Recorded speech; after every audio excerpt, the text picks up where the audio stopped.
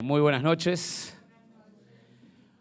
Como siempre quiero comenzar dando las gracias a Dios porque nos permite estar juntos, porque nos permite meditar en este tipo de temas que son tan importantes y quiero comenzar, hermanos queridos, donde nos quedamos la semana pasada. Quiero comenzar donde nos quedamos la semana pasada, es decir, quisiera comenzar este tema apelando a que usted está listo o está lista en el contexto, en este punto de Filipenses 2. Quisiera que abran sus Biblias en la carta del apóstol Pablo a la iglesia de Filipos.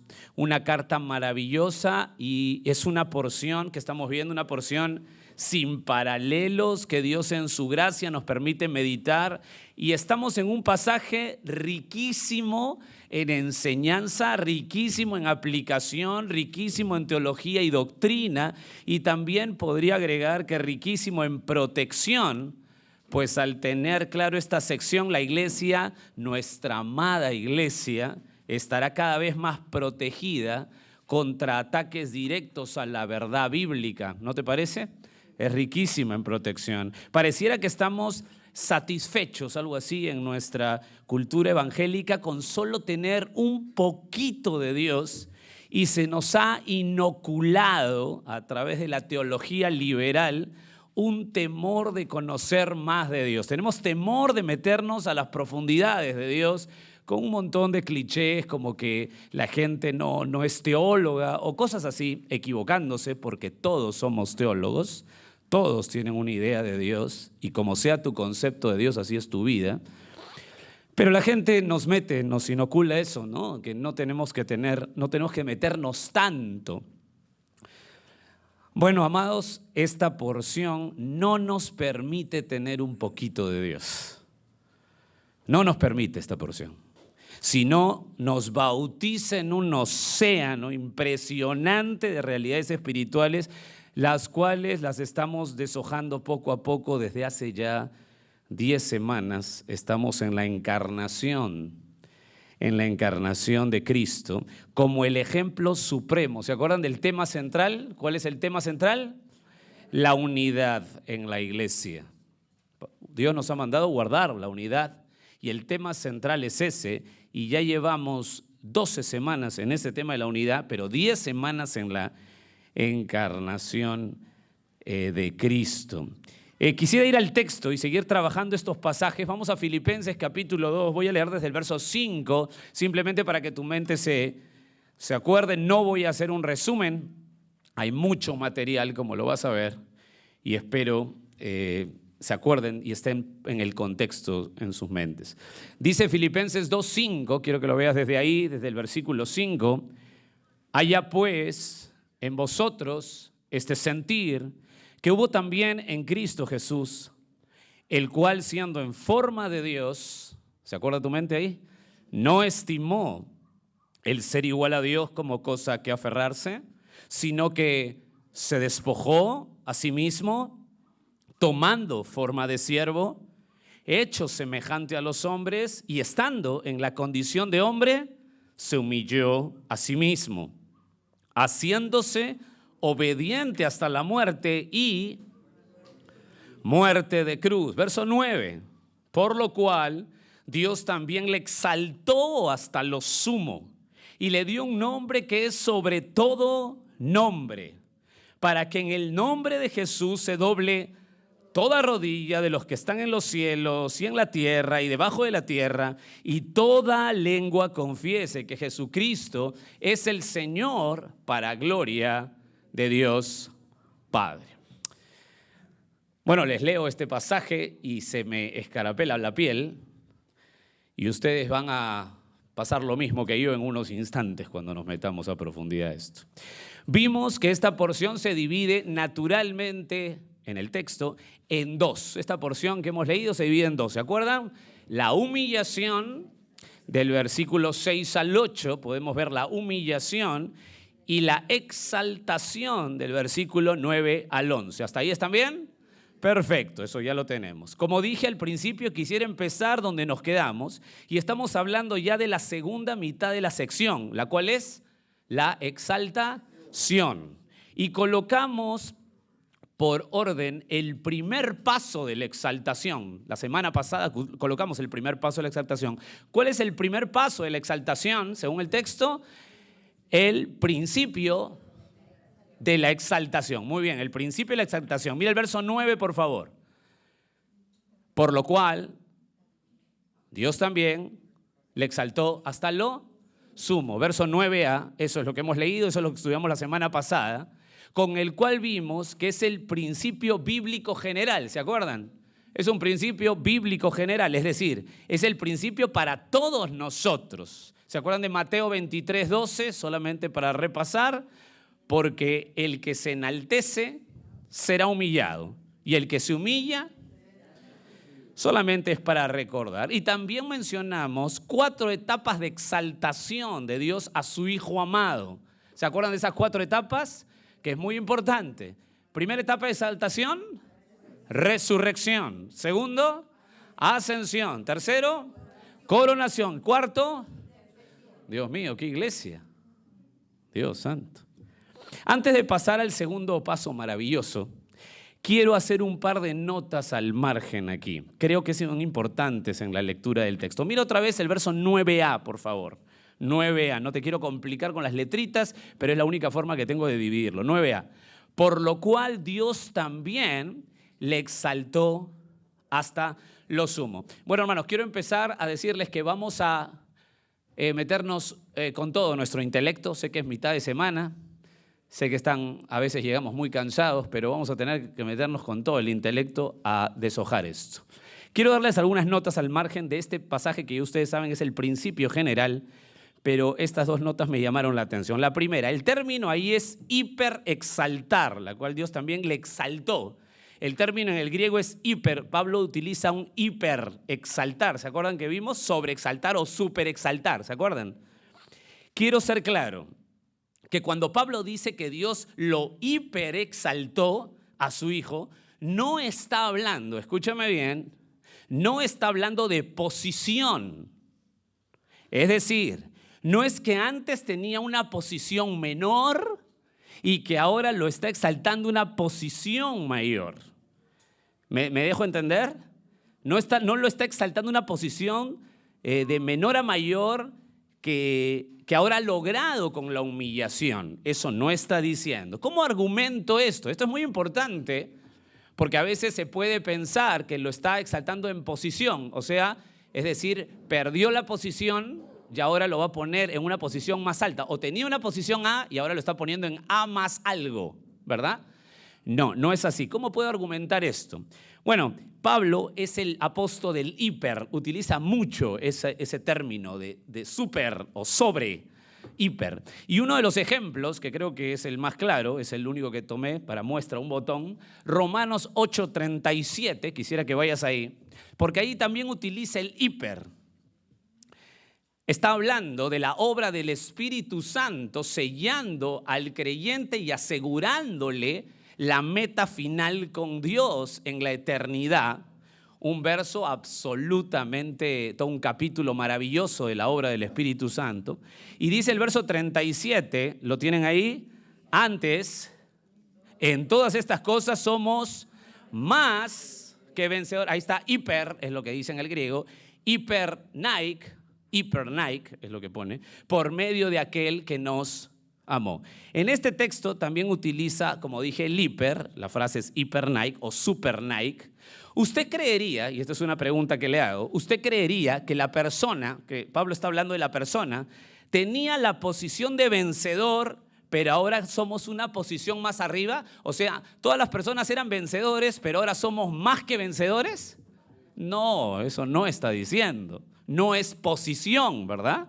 Lo que está diciendo, lo que está hablando, no es posición, sino de exceso. Que el Espíritu Santo está en nosotros, nos hace súper vencedores. ¿Me dejo entender? No es que antes éramos vencedores nomás, pero de pronto llegó el Espíritu Santo y como es un plus, el Espíritu Santo nos da súper vencedores. No está hablando de posición, está hablando de exceso. Pablo lo que quiere decir es que la obra del Espíritu Santo nos hace más que vencedores por exceso, no por posición. ¿Me dejo entender? ¿Está claro? Es muy importante. Entonces, regresando a a Filipenses, cuando utiliza hiper, habla de exceso, que es lo más elevado, lo más grande. Entonces, con esto podemos tener la segunda nota. Escúcheme bien. Nosotros con esto podemos rechazar rotundamente el adopcionismo. ¿Qué cosa es el adopcionismo? El cual dice que Jesús fue recompensado con deidad por su humillación. Eso dice el adopcionismo. Que Jesús fue recompensado con deidad por la humillación que tuvo. Eso lo rechazamos rotundamente. No, Jesús fue restaurado a su gloria divina preexistente. ¿Me dejo entender? Fue restaurado a su gloria divina preexistente. ¿Te das cuenta cómo tenemos que ponerle un poquito de pensamiento aquí? No es tan sencillo esto, pero quiero que ustedes lo piensen porque mucha gente les puede dar herejías y usted y yo no sabemos, no entendemos, pero quiero que sepan que de aquí se saca un montón de herejías. Una de ellas es el adopcionismo. Como hizo la humillación, lo coloca como divinidad. No, no es así. No es así. Jesús fue restaurado a su gloria divina preexistente. Mira Juan 17:5, o apúntalo, apúntalo nomás, yo te lo leo. Ahora pues, dice Jesús al Padre, glorifícame tú al lado tuyo con aquella gloria que tuve contigo antes que el mundo fuese. Sellado, ¿verdad? Clarísimo, clarísimo. ¿Están bien hasta ahí? ¿Mucha información en tan poco tiempo o están bien? Me alegro porque no estamos ni en la segunda página del material. Perfecto. Efesios 4:10, apúntalo por favor, otro argumento, dice, el que descendió, dice el autor de Éfeso, la carta de Éfeso, Pablo, el que descendió es el mismo que también subió por encima de todos los cielos para llenarlo todo. O sea, lo que está hablando es que Jesús divino, preexistente, nadie por humillación le dio divinidad, él ya lo tenía. ¿Está claro? ¿Están bien? Leí Efesios 4:10 para que lo apunte. Entonces regresamos con esas dos notas al margen que espero que estén claros y para que nadie pueda desviar el foco de la atención en el pasaje realmente. Vamos a ver otra vez. El primer paso, ¿cuál es? El principio de la exaltación.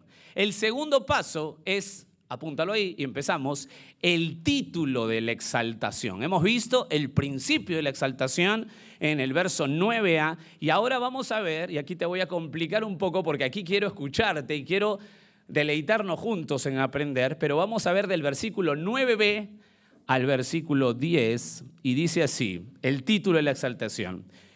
Y le dio un nombre que es sobre todo nombre, para que en el nombre de Jesús se doble toda rodilla de los que están en los cielos, en la tierra y debajo de la tierra. Y quiero que veas el 11a. Y toda lengua confiese que Jesucristo es Él. En este texto, creo que con claridad, se responden dos preguntas monumentales. Es decir, vamos a ver el título de la exaltación desde el 9b hasta el 11a. ¿Captamos? ¿Me siguen? Perfecto. En este texto creo que con claridad se responden dos preguntas monumentales. A ver tú si estás de acuerdo conmigo. La primera, ¿cuál es ese nombre que es sobre todo nombre? Nosotros tenemos que, me encanta lo que han dicho, porque quiero llamar su atención con eso. Me encanta esto, está perfecto. La primera pregunta que tenemos que responder es, ¿cuál es ese nombre? Y la segunda pregunta que tenemos que responder, o que nos hable el texto, es ¿cuál es el propósito de darle ese nombre? Porque dice que se le dio, ¿verdad?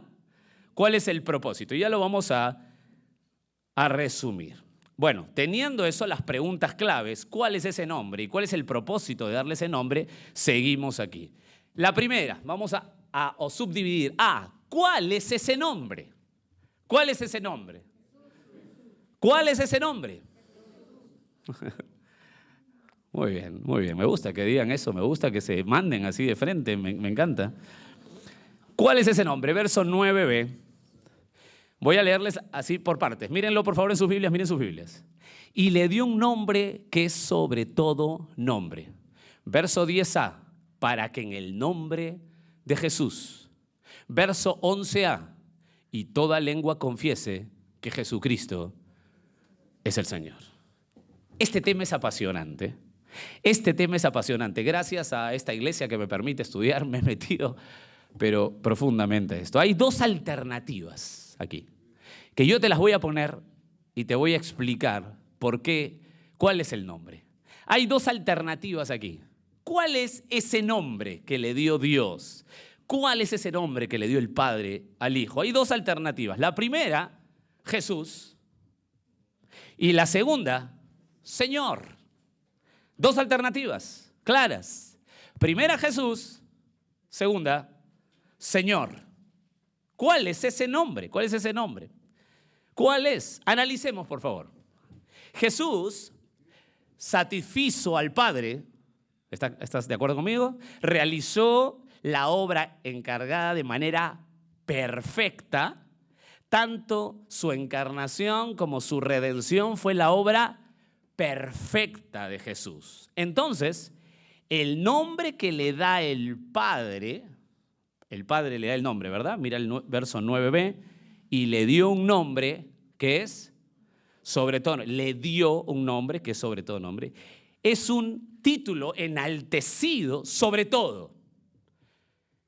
Escucha lo que te digo, quiero que pienses conmigo. El Hijo hizo la obra perfecta.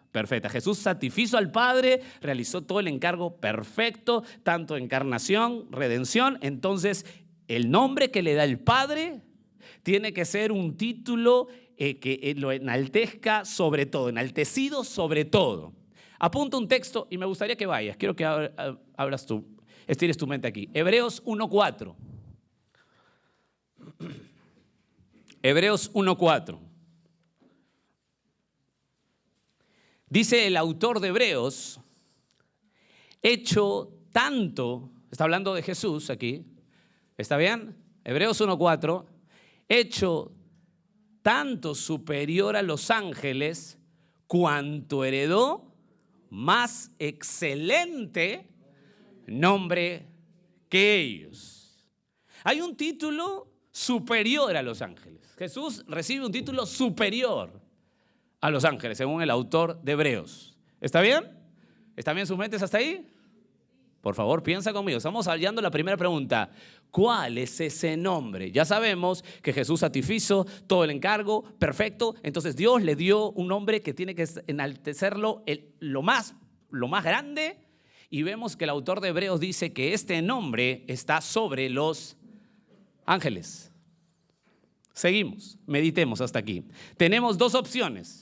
Pero ya hemos avanzado que el nombre que dio Dios Padre a su Hijo tiene que ser un título superior al de los ángeles. Pensemos ahora en el Antiguo Testamento.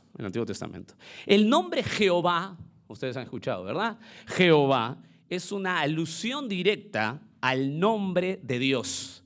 ¿Sabía usted eso? Es una alusión directa. Mira Éxodo 3:14. Éxodo 3:14. Y respondió Dios a Moisés. ¿Se acuerdan que Moisés le dice, ¿y de parte de quién voy? Entonces Dios le responde a Moisés. Y respondió Dios a Moisés, yo soy el que soy.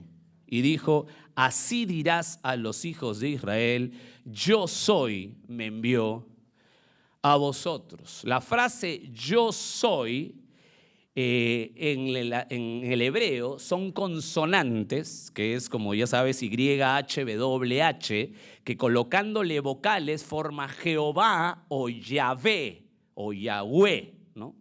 Ese es el yo soy, el Yahweh o el Jehová. Ese es el nombre de Dios en el antiguo pacto. Ese nombre, los judíos, este dato es muy importante, ni siquiera se atrevían a pronunciar para no quebrar uno de los mandamientos. Ellos no pronunciaban el nombre por no quebrar uno de los mandamientos. Y tú puedes apuntar Deuteronomio 5:11, donde hay un repaso de los mandamientos que Dios le da a Moisés.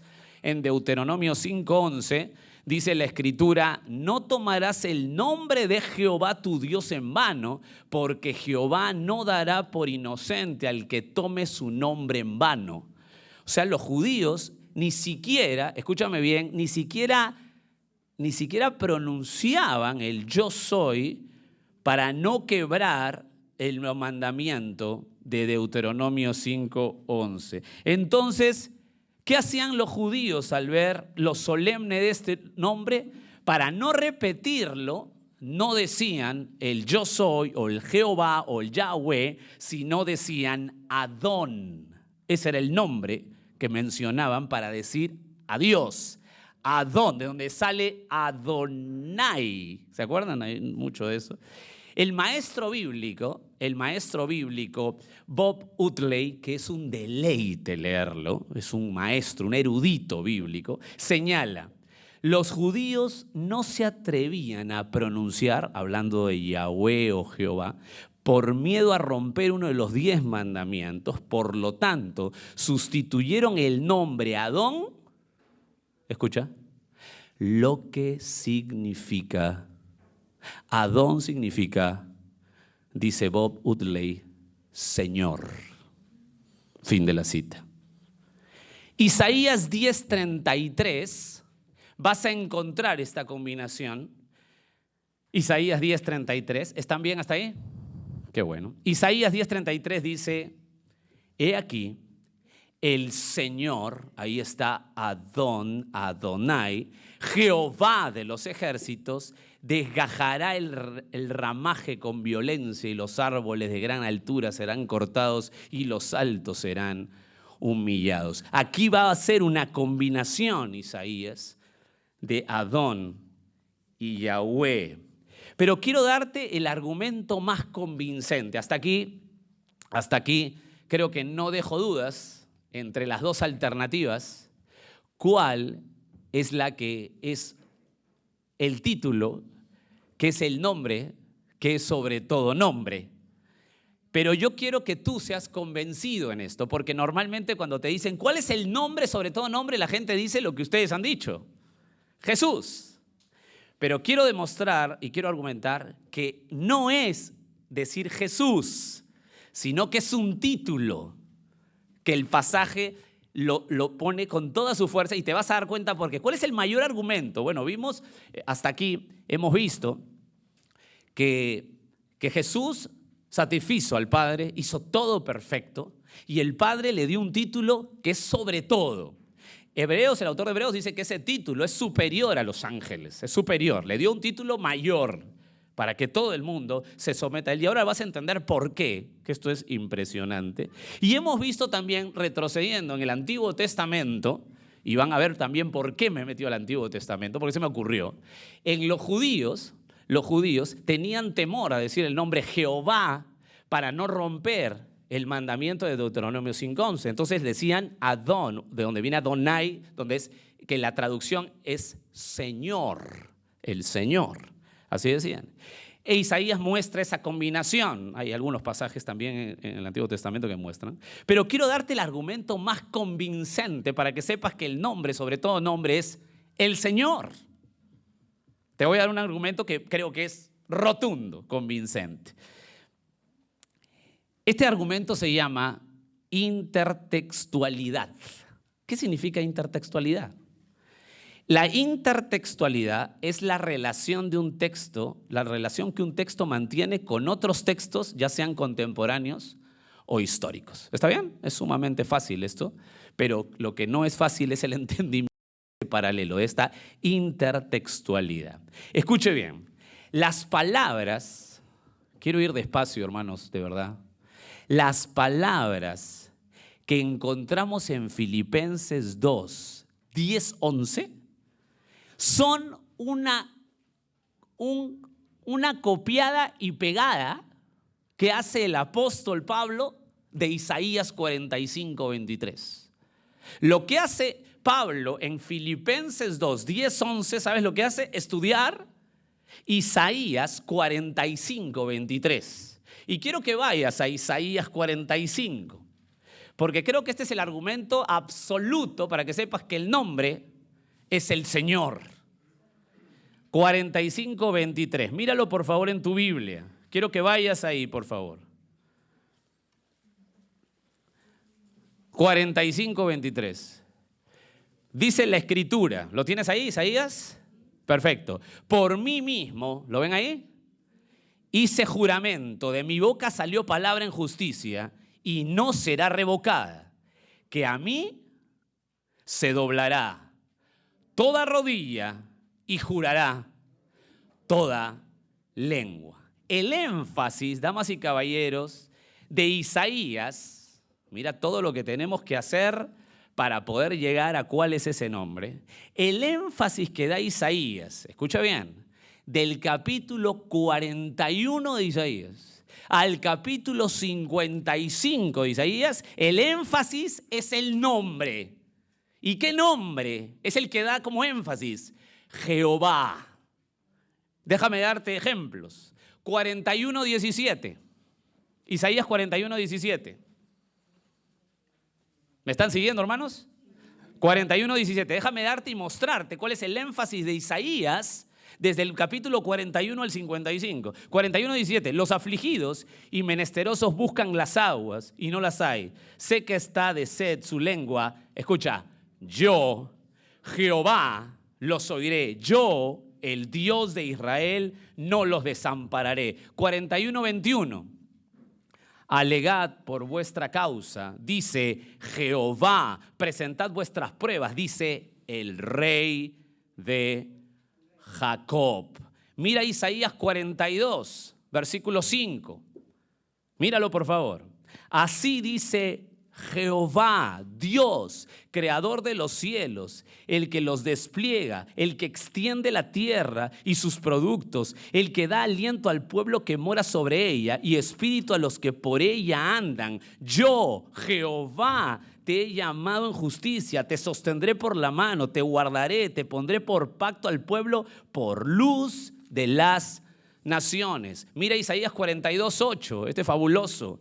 Yo, Jehová, este es mi nombre, y a otro no daré mi gloria ni mi alabanza a esculturas. 42:13, mira Isaías.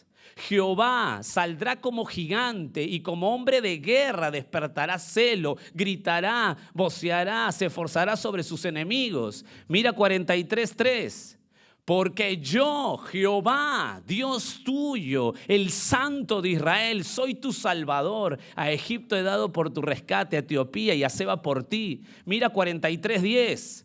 Vosotros sois mis testigos, dice Jehová, y mi siervo que yo escogí para que me conozcáis y creáis y entendáis que yo mismo soy. Antes de mí no fue formado Dios, ni lo será después de mí. El énfasis Jehová, yo, mi nombre es Jehová. Capítulo 43, 11, versículo 11. Yo soy Jehová y fuera de mí no hay quien salve. Verso 12. Yo anuncio y salvé e hice oír y no hubo entre vosotros Dios ajeno. Vosotros pues sois mis testigos. Dice Jehová que yo soy Dios. Tremendo. Y déjame repetirte un ratito 45:23, otra vez. Por mí mismo hice juramento, de mi boca salió palabra en justicia y no será revocada, que a mí se doblará toda rodilla y jurará toda. Es decir, amados hermanos, todos los capítulos que vienen desde el 41 hasta el 52, si seguimos, todo el énfasis está en el nombre de Jehová. Entonces es claro que Pablo, al extraer el verso del Antiguo Testamento, lo que tiene en mente, ¿qué nombre es? Jehová. Él está colocando y haciendo un paralelo, y te vas a dar cuenta que va a quitar Jehová para colocar Señor. Él está pensando en el nombre de Jehová. Ese es el énfasis. O sea, está pensando en la traducción griega, Señor. El muy buen autor, y también de verdad que es extraordinario y es exquisito leerlo, Gordon Fee, indica lo siguiente. Escucha sobre este texto. Este énfasis de Yahweh o de Jehová, está hablando del capítulo 41 al 55, el Señor, dice él, como el único que merece nuestra obediencia, ese es el énfasis, parece certificar que lo que Pablo tiene en mente no es otra cosa que el nombre, el mismo Yahvé. pero en forma griega, el Señor, que ahora ha sido otorgado a Jesús. Fin de la cita, fin de la cita. John MacArthur, este maravilloso teólogo, se refiere a este texto así. Quien es Señor, dice MacArthur, está por encima de cualquier otro, y ese es el fin exacto de llamar así al Salvador, pues tiene absoluta supremacía y debe ser obedecido como el jefe divino. Fin de la cita. Entonces, con toda claridad, lo que hace Pablo al extraer el texto de Isaías, lo que está pensando es ¿en qué nombre está pensando Pablo? En Jehová, pues. Ese es el énfasis de todo el contexto. Entonces, el nombre que le da, que es sobre todo nombre, es el Señor. Eso es lo que hace Pablo. Entonces, si yo te pregunto, ¿cuál es ese nombre? ¿Qué es sobre todo nombre? ¿Cuál es ese título? Señor, Señor, Señor. Algunas anotaciones para complementar tu argumento. Escucha. El tener claro que el nombre es el Señor elimina la rareza de pensar que Cristo haya recibido un nombre que ya tenía en su encarnación. ¿Cuál es el nombre que tenía en su encarnación? Jesús, ¿no? O sea, no sería que Dios le dio un nombre porque ya se lo había dado en la encarnación. Segundo, afianza el énfasis de la predicación del Nuevo Testamento. ¿Por qué afianza el énfasis de la predicación del Nuevo Testamento y tiene que afianzar el énfasis de la predicación hoy de nosotros aquí? ¿Por qué? Pues a Jesús, ¿cómo se le presenta en el Nuevo Testamento? ¿Cómo se le presenta a Jesús? Como Señor. A Jesús no se le presenta en gran cantidad, en su mayoría no se le presenta como el Salvador. Se le presenta como el Señor. Ese es el título que le dio Dios, el Señor. En el Nuevo Testamento se enfoca a Jesús como el Señor escucha esto, más de 745 veces solo en el Nuevo Testamento. Se refieren a Jesús como Señor. Solo en el libro de Hechos de los Apóstoles, 92 veces a Jesús se le llama Señor y solo 2 veces Salvador en el libro de Hechos. Hay una diferencia abismal, hay un énfasis total. Es lógico, el énfasis es el señorío, Él es Señor. Déjame darte algunos pasajes. Hechos 2:36. ¿Están bien hasta ahí? ¿Estoy yendo muy rápido? Hechos 2:36. El apóstol Pedro predicando. Sepa pues, dice Pedro, ciertísimamente toda la casa de Israel, que a este Jesús, a quien vosotros crucificaste, Dios le ha hecho Señor y Cristo. Señor y Cristo. Dios le ha hecho Señor y Cristo. Hechos 10:36. Apúntalo, por favor. Quiero que tengas claro esto. Este título es muy importante. Él es el Señor. Él es el Yahweh del Antiguo Testamento. Él es el Jehová del Antiguo Testamento. Él es el Señor. Hechos 10:36. Dios envió mensaje a los hijos de Israel anunciando el evangelio de la paz por medio de Jesucristo. Este es Señor de todos. Este es Señor de todos. Hechos 16:31, que a ti te encanta este versículo. Hechos 16:31. Ellos dijeron, cree en el Señor Jesucristo. ¿Se acuerdan de ese pasaje? Cree en el Señor Jesucristo y serás salvo tú y tú. ¿Qué cosa le dice Pablo al carcelero? ¿Cree en quién? Señor Jesús. Entonces es claro que enfatiza el título de Señor.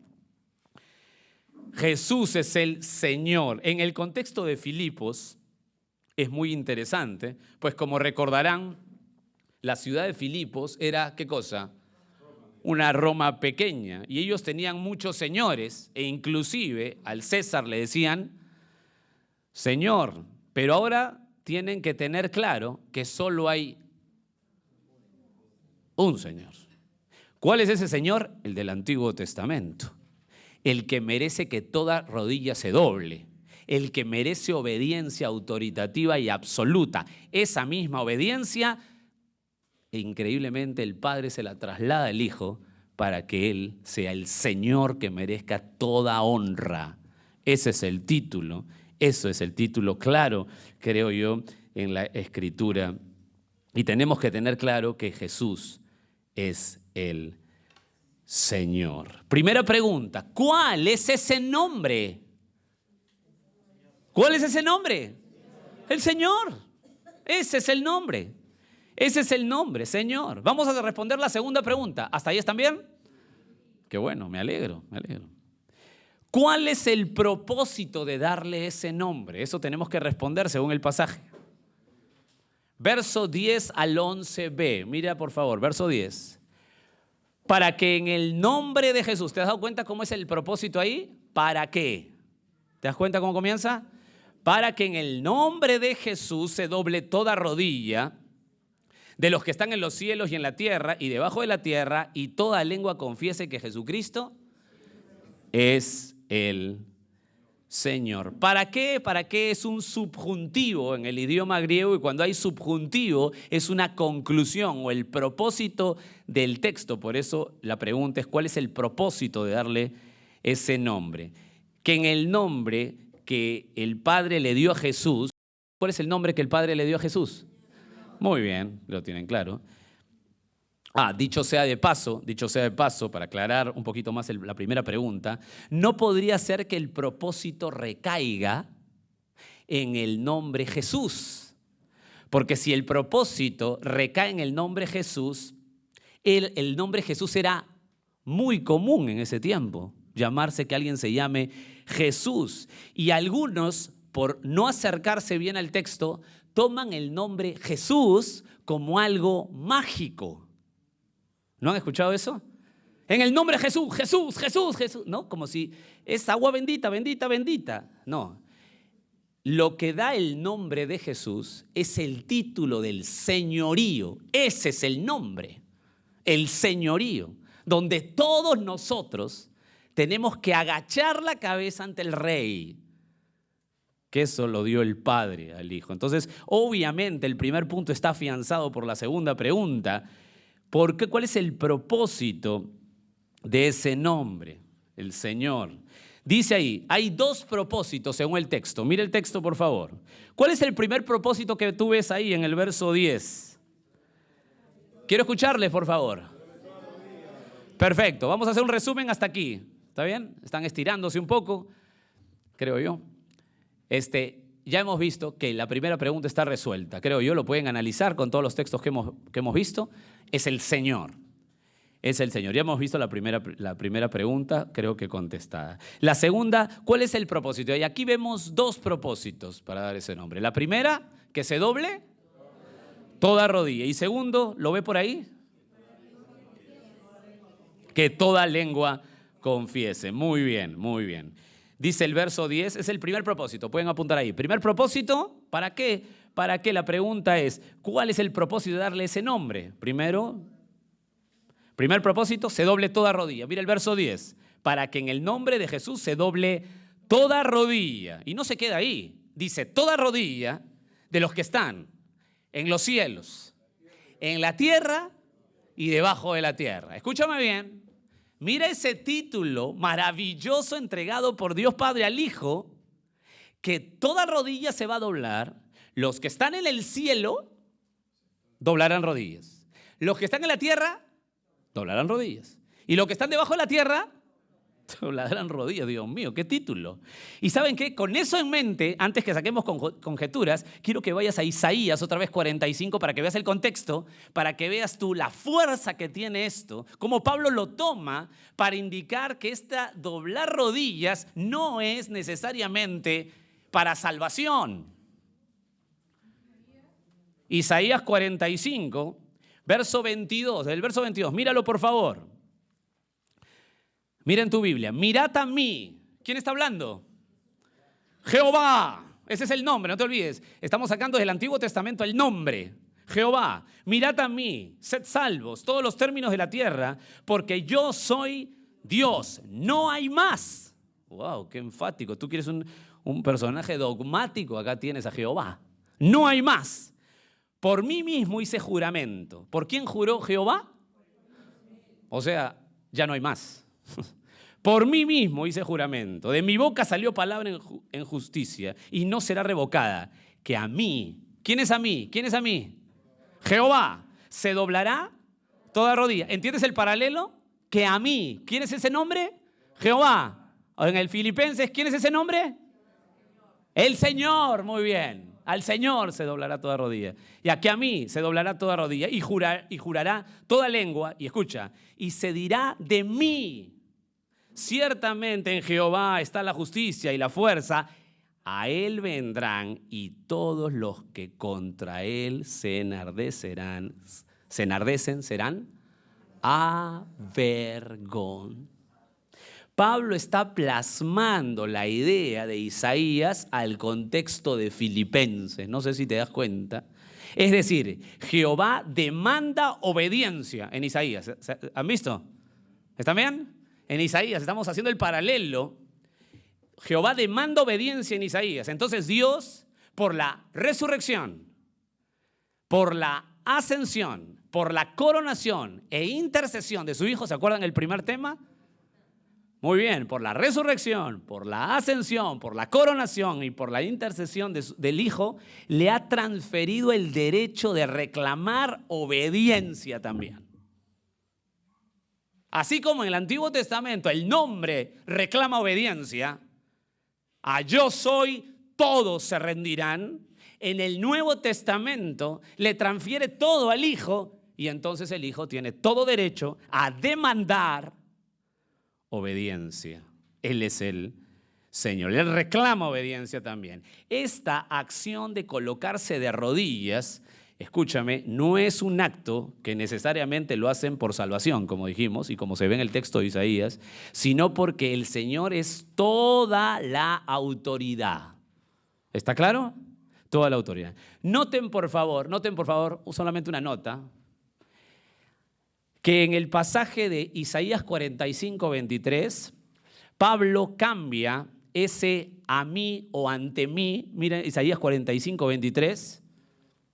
A mí o ante mí, ¿lo ven ahí? En algunas versiones a mí o ante mí. ¿Lo ven Isaías 45:23?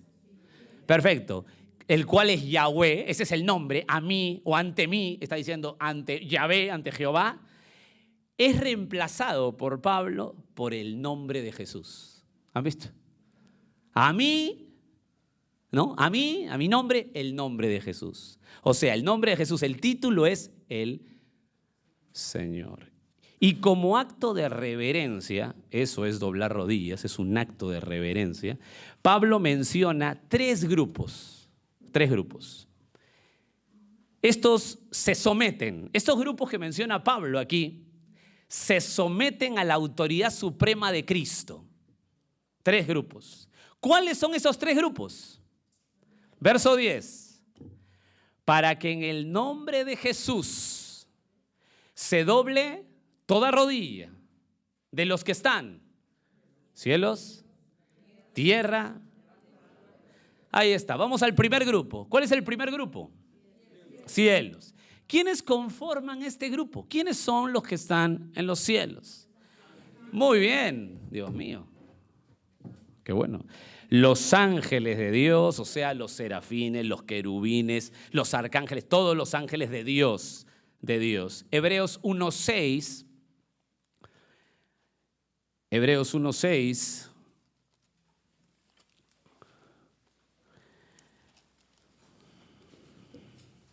Dice, y otra vez, cuando introduce al primogénito en el mundo, dice, adórenle todos los ángeles de Dios. Es decir, los ángeles de Dios lo adoran desde siempre en el cielo. Entonces el primer grupo está formado por los ángeles. ¿Y quién más? Hay un grupito más. Todavía no, estamos en el primer grupo. Los ángeles, ¿y quién más? Y todos los hombres y mujeres que están en la gloria, ya en el cielo adorándole. Quiero que pongas Apocalipsis capítulo 4, verso 8. Este pasaje es maravilloso. Apocalipsis 4:8. ¿Quiénes forman este grupo? Los ángeles de Dios, o sea, los querubines, serafines, arcángeles, los ángeles de Dios, pero también los hombres y mujeres que están en la gloria adorándole en el cielo. Y los 4 seres vivientes, dice Apocalipsis 4:8. Tenían cada uno 6 alas alrededor y por dentro estaban llenos de ojos y no cesaban día y noche de decir: Santo, santo, santo es el Señor Dios Todopoderoso, el que era, el que es y el que ha de venir. Verso 9. Y siempre que aquellos seres vivientes dan gloria y honra y acción de gracias al que está sentado en el trono, al que vive por los siglos de los siglos. 4:10. Los 24 ancianos se postran delante del que está sentado en el trono y adoran al que vive por los siglos de los siglos y echan sus coronas delante del trono diciendo: Señor, digno eres de recibir la gloria, la honra, el poder, porque tú creaste todas las cosas y por tu voluntad existen y fueron creadas. He leído Apocalipsis capítulo 4 del verso 8 al 11. Ese es el primer grupo. ¿Está claro el primer grupo? ¿Quién es el primer grupo? Muy bien, los ángeles y los hombres y mujeres que están en la gloria. Segundo grupo, en la tierra, los creyentes en la tierra, los cuales le amamos sin haberle visto. Los creyentes que estamos en la tierra. Según de Tesalonicenses 1:10. Dice: cuando venga, apunta, según de Tesalonicenses 1:10, cuando venga en aquel día para ser glorificado en sus santos y ser admirado en todos los que creyeron, por cuanto nuestro testimonio ha sido creído entre vosotros. O sea, en ese momento, en la tierra, los suyos lo admirarán. Por eso que ahora le amamos sin haberle visto. Esos son los de la tierra. Pero también hay gente en la tierra, aparte de los que están esperando para admirarle y glorificarle. También los que forman el grupo de la tierra son los inconversos. Los inconversos, que ellos van a, escucha, doblar sus rodillas en reverencia al nombre que es sobre todo nombre otorgado por Dios a su Hijo, el nombre del Señor Jesús.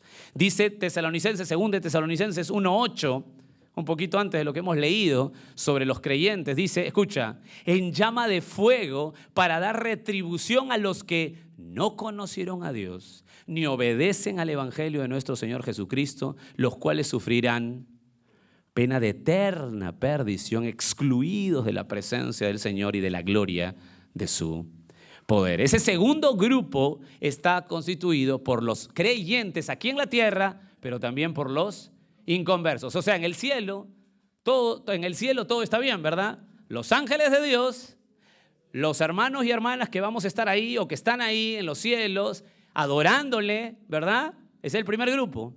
El segundo grupo, por los creyentes que lo esperamos aquí o lo esperan aquí, listos para la llegada del Señor, pero también, ¿quiénes van a doblar las rodillas? Los inconversos. Interesante. Tercer grupo. ¿Cuál es ese tercer grupo? Debajo de la tierra. ¿Qué es eso debajo de la tierra? Son, en primer lugar, los muertos sin Cristo. Los muertos sin Cristo. Los que han muerto sin Cristo. Y los ángeles caídos. Déjame leerte un pasaje, uno de los más tétricos de la Escritura, que está en Apocalipsis 20:10. Este tercer grupo lo conforman, los de debajo de la tierra son los muertos, los que han muerto sin Cristo, y los ángeles caídos. Algunos caídos están en prisiones oscuras, otros están libres. Pero todos ellos ¿saben qué van a hacer? Todos, ante la supremacía del nombre que es sobre todo nombre. Apocalipsis 20:10, mira lo que dice. Y el diablo que los engañaba fue lanzado en el lago de fuego y azufre, donde estaban la bestia y el falso profeta, y serán atormentados, escucha, día y noche por los siglos de los siglos. Verso 11. Bueno, tú dirás, ahí para, ¿no? Esto está terrible, pero mira el verso 11. Y vi un gran trono blanco y al que estaba sentado en él, de delante del cual huyeron la tierra y el cielo, imagínate. Y ningún lugar se encontró para ellos. Y vi, ¿a quién vi? A los muertos, grandes y pequeños, de pie ante Dios, y los libros fueron abiertos, y otro libro fue abierto, el cual es el libro de la vida, y fueron juzgados los muertos por las cosas que estaban escritas en el libro, según sus obras, y el mar entregó los muertos que había en él, y la muerte y el Hades entregaron los muertos que había en ellos, y fueron juzgados cada uno según. Cada persona que entra al trono, a este trono, no tiene salida, va al infierno, no es para juzgarlo, va al infierno. Es decir, este tercer grupo debajo de la tierra lo conforman los ángeles caídos, no solo los que están en prisiones oscuras, como habla Judas, como habla Pedro, sino también los ángeles caídos que están libres. Esos demonios que ahora les encanta salir en televisión, ¿no? A todo el mundo le gusta salir en televisión para que vean cosas raras, que se mueven las sillas y todo eso. Bueno, esos son demonios jugueteando que están libres por ahora, pero todos doblarán sus rodillas y lo penoso es que serán la gente que ha muerto sin Cristo, estará en este tercer grupo, muchos de ellos insultando al Señor de rodillas, de rodillas. Primer propósito, se dobla toda rodilla. Segundo propósito. ¿Cuál es el segundo propósito? Toda lengua confiesa a Cristo. Toda lengua, toda lengua. La palabra lengua es la palabra glosa en el griego y la traducción es idiomas. ¿Qué es lo que está diciendo aquí? Que toda lengua confiese. Lo que está diciendo es que no importa qué idioma tengas, no importa si eres humano, no importa si eres ángel, todos confesarán a Cristo como Señor. La palabra confesar es muy interesante. La palabra confesar es homologueo. Y homologueo, ¿saben lo que van a hacer? Todos saben lo que vamos a hacer. Todos, así, a plenitud, todo el mundo, cielo, tierra, debajo de la tierra, es decirle al Señor esa palabra homologueo. Y la palabra homologueo es decirle, Señor, estamos de acuerdo contigo. O sea, pero estoy yendo al infierno, entonces yo tengo que confesar de rodillas, sí, estoy yendo al infierno, pero estoy de acuerdo porque es justo. Eso es homologueo. Estar de acuerdo con. Es una declaración, escucha, abierta y pública. Saben, hermanos, aquí estremece mi corazón a los inconversos. Porque los que se burlan del cristianismo van a decir públicamente de rodillas, estoy de acuerdo con tu juicio, Señor. Tú eres el Señor. Tú eres el Señor. Pero ya no para salvación. Ya no para salvación. La estructura griega nos lleva a la idea de una confesión en el futuro, es decir, sin cambios para la eternidad. El que confiese al final ya no va a tener oportunidad, pero es seguro este hecho, hermanos. Es para el futuro, pero es seguro este hecho. Toda lengua, escúcheme bien, toda lengua va a publicar, lo va a poner público, a viva voz, que Jesús es el Señor. Estoy de acuerdo contigo, no tengo nada más, toda la razón la tienes. Con razón que Isaías dice, y a todos mis enemigos los avergonzaré. Primer paso, el principio de la exaltación. Segundo paso, el título de la exaltación. ¿Se acuerdan? Y en tercer paso, y este es el último, la cumbre de la exaltación. La cumbre. Mira cómo termina esta porción en el verso 11b. ¿Lo ves ahí? El 11b. ¿Cómo termina? Para la gloria. Esto me emociona, hermanos. Yo realmente espero, en realidad siento mi subjetividad es que he ido muy rápido. Espero que me hayan captado la argumentación, pero ya tenemos que terminar con este punto. La cumbre de la exaltación. Hermanos, esto es vital. Aquí es la cumbre. ¿Por qué? Porque aquí vemos el énfasis de la iglesia primaria y el énfasis que debemos tener ahora. El exaltar a Cristo, escúchame bien, el exaltar a Cristo es la mayor gloria del Padre. La mayor gloria del Padre es exaltar a Cristo. Escuchen bien. Proclamar a Cristo como el Señor es la mayor gloria del Padre. ¿Me escucharon? Es un delito manipular el señorío de Cristo para presentarlo. Porque si tú quieres glorificar al Padre, tienes que exaltar a Cristo como Señor. A Cristo como Señor. Es como si Pablo dijera a Filipenses y voltea a Pablo y le dice, ¿han escuchado todo esto? La gloria del Padre es exaltar al Señor Jesús. ¿Por qué? Juan 13:31, apúntalo. Esto me encanta. Entonces, cuando hubo salido, dijo Jesús esto. Escuchen las palabras de Jesús. Ahora es glorificado el Hijo del Hombre y Dios es glorificado en él. Si Dios es glorificado en él, Dios también le glorificará en sí mismo y enseguida le glorificará. Amados, quiero que quede claro esto. Proclamemos correctamente a Cristo, pues la mayor gloria del Padre es exaltar al Señor Jesús. Hermanos, ya se vuelve un peligro y un delito proclamar a Cristo dejando de lado su señorío. Porque pronto toda rodilla caerá ante Él y toda lengua confesará. En todo lugar, vaya al cielo, vaya al infierno, que Jesucristo es el Señor.